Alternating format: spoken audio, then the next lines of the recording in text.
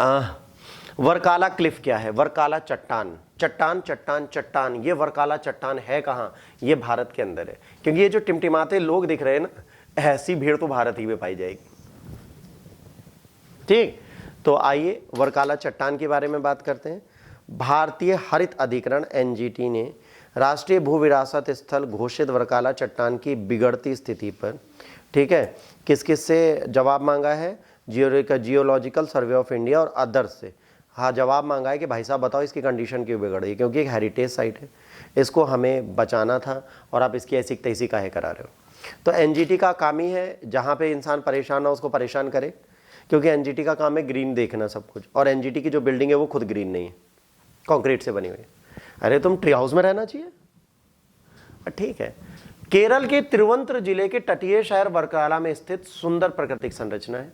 उत्तरी और दक्षिणी दोनों चट्टानों सहित कुल 3 किलोमीटर दूरी तक फैली चट्टानें मायो पैलियोसिन युग की अवसादी चट्टानें संरचना को उजागर करती हैं। वर्काला देश के पश्चिमी तट पर एकमात्र स्थान है जब मायो प्लियोसिन युग के तलछट उजागर हुए हैं। ये चट्टान, जिसे उत्तरी चट्टान के नाम से जाना जाता है, तट से लगभग 1 किलोमीटर तक फैली हुई है तथा कुछ स्थानों पर समुद्र तल से 80 मीटर तक की ऊंचाई पर।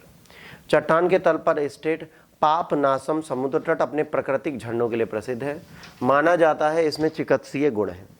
ये तटीय समुदाय के लिए एक महत्वपूर्ण जलभृत और प्राकृतिक जन संचयन प्रणाली है। इसके सूक्ष्म आवास में अद्वितीय जैव विविधता है और स्थानीय मछली पकड़ने वाले समुदायों के लिए आवश्यक पानी के नीचे भित्तियों का सहारा देते हैं। यह देश का 27वां राष्ट्रीय भूवैज्ञानिक स्मारक है और अंगादीपुरम लैटेराइट के बाद राज्य का दूसरा। यहाँ पर एक और है, वो है अंगादीपुरम लैटेराइट। ठीक, तो ये जरूर याद रखना, 27 राष्ट्रीय भूवैज्ञानिक स्मारक कौन कौन से हैं आपको पता होना चाहिए, उसके बारे में आपको पता हो। भारतीय भूवैज्ञानिक सर्वेक्षण के बारे में समझ लीजिए। इसकी स्थापना 1851 में, है ना, रेलवे के कोयला भंडार खोजने के लिए की गई थी।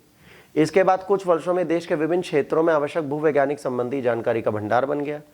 इसकी भूमिका नीति निर्माण, वाणिज्यिक, सामाजिक, आर्थिक आवश्यकताओं पर ध्यान देना, सभी प्रकार के वास्तुनिष्ठ अद्यतन भूवैज्ञानिक विशेषज्ञता, भूवैज्ञानिक जानकारी प्रदान करना है। इसका मुख्यालय कोलकाता में है। इसके बाद इसके 6 क्षेत्रीय कार्यालय हैं जो लखनऊ, जयपुर, नागपुर, हैदराबाद, शिलांग और कोलकाता में है। हर राज्य में एक राज्य इकाई होती है और इसे खान या खनन मंत्रालय देखता है। ठीक है, इसकी जिम्मेदारी कौन उठाता है बेटा? खनन मंत्रालय उठाता है। जियोलॉजी आपको पता है क्या होता है? Study of earth. जब हम धरती से रिलेटेड चीज़ों को पढ़ते हैं कि साइंस कैसे बना, धरती कैसे बनी, इसका कंपोजिशन कैसा है, स्ट्रक्चर कैसा है, जब इसके बारे में बात करते हैं, then that is known as geology, जो हमें भूमि के बारे में सारी चीज़ों की जानकारी देती